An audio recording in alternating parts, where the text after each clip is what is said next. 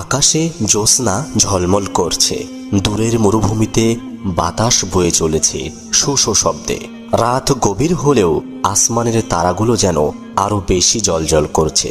চারপাশ নিস্তব্ধ, কিন্তু সেই নিস্তব্ধতার মাঝেও এক রহস্যময় উত্তেজনা লুকিয়ে আছে।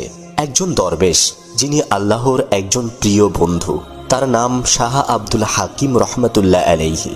তিনি ধীরে ধীরে এগিয়ে যাচ্ছেন এক গহীন পাহাড়ের দিকে। তার পরনে সাধারণ সুফি পোশাক, হাতে লাঠি, কাঁধে ঝোলা, মুখে প্রশান্তির ছাপ, কিন্তু তার অন্তরে আছে এক মহা সংকল্প। আজ রাতে তিনি প্রবেশ করবেন এক অভিশপ্ত গুহায়, যেখানে এক তান্ত্রিক বহু বছর ধরে কালো জাদুর সাধনা করে আসছে।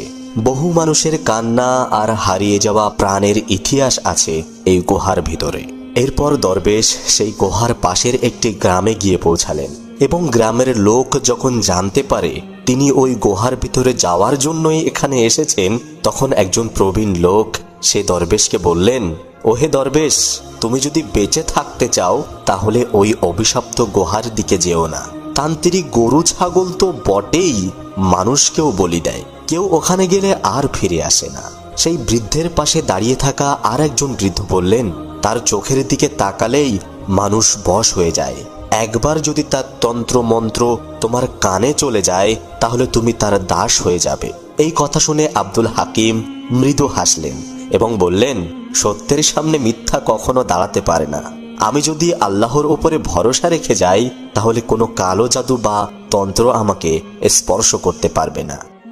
এই কথা বলে তিনি সামনের দিকে এগিয়ে গেলেন।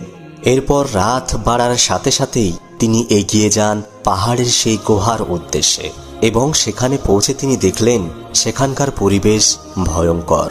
চারিদিকে নিস্তব্ধ, মাঝে মাঝে শিয়ালের কান্নার আওয়াজ আর রাতের পাখির কর্কশ শব্দ, সব মিলিয়ে যেন এক অভিশপ্ত পরিবেশ। গুহার প্রবেশের পথটি কুয়াশায় ঢাকা, ভেতর থেকে ধোঁয়া বের হচ্ছে, আর দূর থেকে শোনা যাচ্ছে কিছু অদ্ভুত গুঞ্জন, যেন কেউ ভিতরে মন্ত্র পড়ছে। শাহ আব্দুল হাকিম গভীর শ্বাস নিলেন, তারপর বিসমিল্লাহ বলে এক পা বাড়ালেন সেই অভিশপ্ত গুহার দিকে। ঠিক পা বাড়াতেই মনে হলো চারপাশের বাতাস ভারী হয়ে গেল, যেন কোনো এক অদৃশ্য শক্তি তাকে টেনে ধরেছে। এক ভয়ঙ্কর শব্দ বাতাসে ভেসে আসছে, কিন্তু দরবেশ থামল না, বরং আরো এক পা বাড়িয়ে এগিয়ে গেলেন। তখন তার পায়ের নিচের বালির মাটি কেঁপে উঠল, মনে হলো মাটি যেন তাকে গ্রাস করতে চাইছে।